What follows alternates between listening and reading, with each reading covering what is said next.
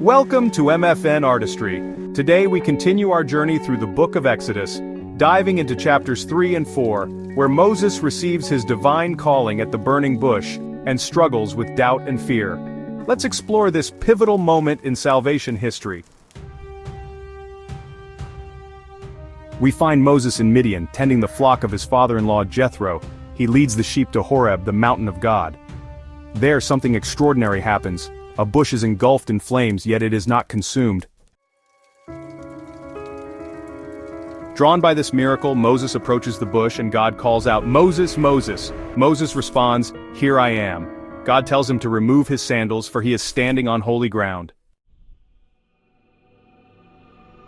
God reveals his identity. "I am the God of your father, the God of Abraham, the God of Isaac, and the God of Jacob." Moses hides his face, overwhelmed with awe.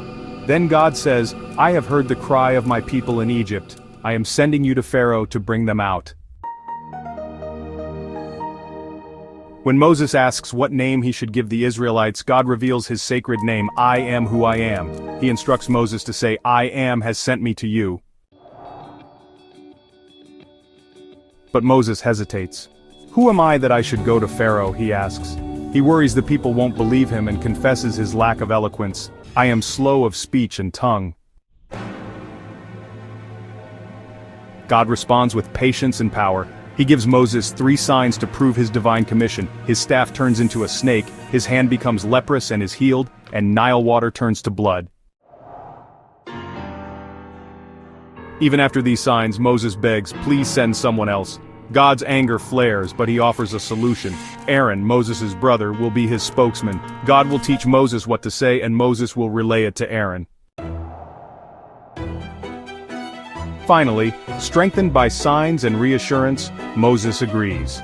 He returns to Jethro, receives permission to leave Midian, and sets out for Egypt with his family and the staff of God in hand.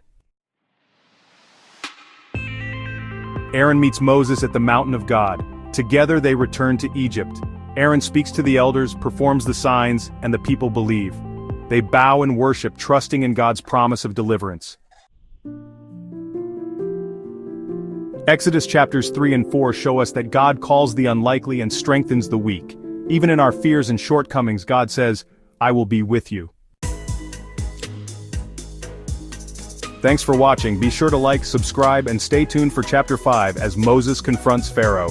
This is MFN Artistry, bringing faith to life, one story at a time.